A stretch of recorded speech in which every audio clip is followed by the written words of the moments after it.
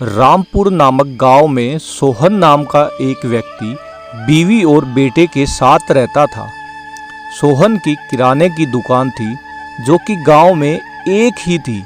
वह दुकान भी खूब चलती थी क्योंकि सोहन की दुकान पर हर चीज़ अच्छी क्वालिटी की होती थी। उसकी दुकान में बहुत सारा सामान तो होता ही था, सारी वस्तुएं अच्छी तथा सस्ती भी मिलती थी। उसके पास एक बहुत बड़ा घर था और किसी चीज़ की कोई कमी नहीं थी। सोहन कभी भी किसी को अपनी दुकान से उधार नहीं देता था, फिर चाहे कोई कितना भी गरीब क्यों न हो। एक दिन सोहन की दुकान पर उसका पड़ोसी आया और उससे कुछ सामान मांगने लगा। अरे सोहन भैया, मुझे घर के लिए कुछ राशन उधार चाहिए था। सामान खत्म हो गया है और पैसे भी नहीं हैं।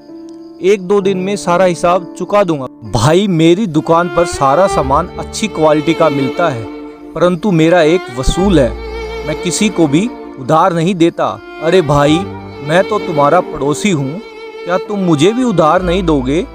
मैं 2-4 दिन में तुम्हारे सारे पैसे लौटा दूंगा। उसके बहुत कहने पर भी सोहन ने उसकी एक न सुनी और उससे उधार नहीं दिया।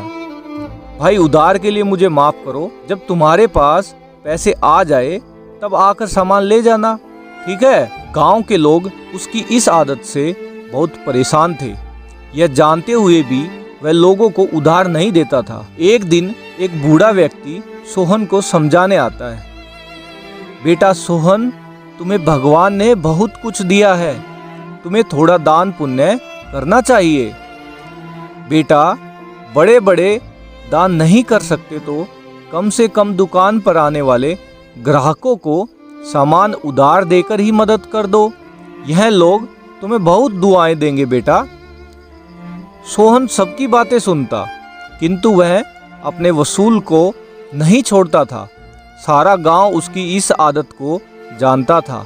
वहीं दूसरी ओर गांव में एक धर्मशाला थी जिसे मंगल नाम का व्यक्ति चलाता था। वहाँ पर दिन भर बहुत से भूखे लोग आते थे। वह सभी को फ्री में खाना खिलाता था, फिर चाहे कोई गांव का हो या फिर बाहर का कोई अजनबी। सभी लोग खाना खाकर मंगल को दुआएं देते। भला हो मंगल का, जो ना जाने कितने ही भूखे लोगों का पेट भरता है। देखो, एक ही मंगल है जो इतना भला करता है लोगों का, और दूसरी तरफ सोहन को देखो जो कभी भी किसी के बारे में नहीं सोचता। सोहन का बेटा 12वीं कक्षा में पढ़ता था।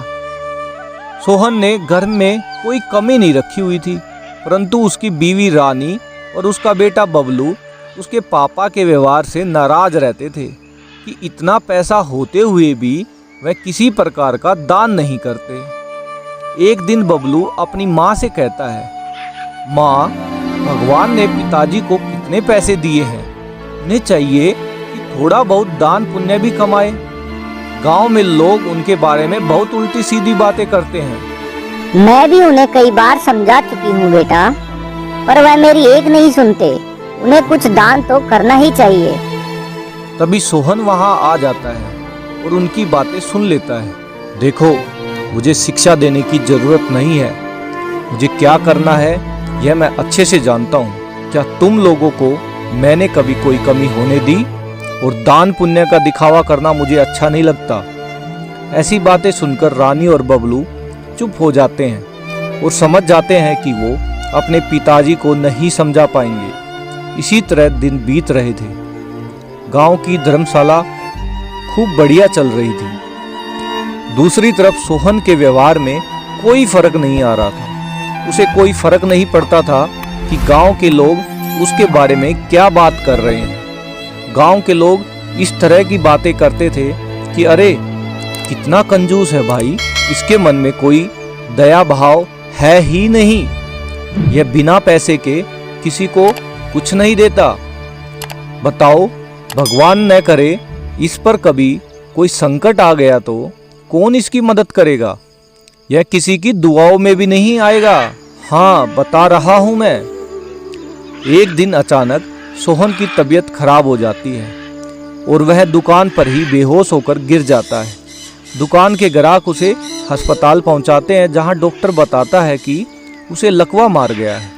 अब सोहन न तो बोल सकता था न ही चल सकता था। गांव में सोहन के बीमार होने की खबर आग की तरह फैल गई। सभी लोग उसके बारे में बात करने लगते हैं। अरे भाई, इसने अगर कुछ दान पुण्य किया होता तो आज किसी की दुआ भी लग जाती है कि नहीं। अरे इसने तो कभी किसी की मदद नहीं की भैया, कौन इसे दुआएं देगा। सोहन के इस तरह बीमार होने से दुकान को काफ़ी नुकसान होने लगा और गोदाम में पड़ा सामान भी खराब होने की कगार पर आ गया।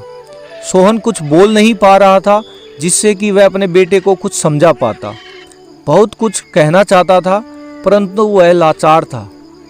अब उसका बेटा दुकान देखने लगा, लेकिन दूसरी तरफ सोहन के बीमार होने के बाद धर्मशाला भी बंद हो जाती। अचानक मंगल धर्मशाला को ताला लगाकर कहीं चला जाता है। सभी लोग बहुत हैरान होते हैं, इतने सालों से यह धर्मशाला एक भी दिन बंद नहीं हुई, फिर अचानक ऐसा क्या हो गया और मंगल कहाँ चला गया। उधर बबलू अपनी पिताजी की दुकान पर काम करने लगा और उसने दुकान संभाल ली। बबलू पढ़ा लिखा था, इसलिए सभी हिसाब आसानी से उसे समझ आ गए।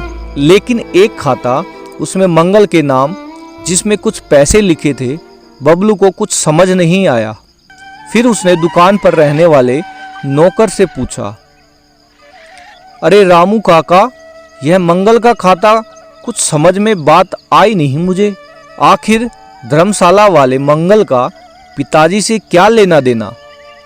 शुरुआत में तो रामू कुछ बताता नहीं, लेकिन बबलू के बार बार जोर देने से वह बोला, बेटा मैं तुम्हारे पिताजी के साथ सालों से काम कर रहा हूँ। वह एक अच्छे इंसान हैं। वे यहाँ काम करने वाले सभी नौकरों को अच्छी खासी तनख्वाह देते हैं और ज़रूरत पड़ने पर मदद भी करते, किंतु वह नहीं चाहते थे कि उनकी मदद लोगों के सामने जाहिर हो। तुम्हें जानकर हैरानी होगी कि धर्मशाला में जितने लोग खाना खाते थे वह सारा तुम्हारे पिताजी ही करते थे और गांव के लोग न जाने उनके बारे में क्या क्या बातें करते रहे, परंतु उन्होंने कभी भी अपनी इस सच्चाई को लोगों के सामने जाहिर नहीं किया। वह कहते थे कि लोग अच्छा काम करें किंतु उसका ढिंढोरा ना पीटे।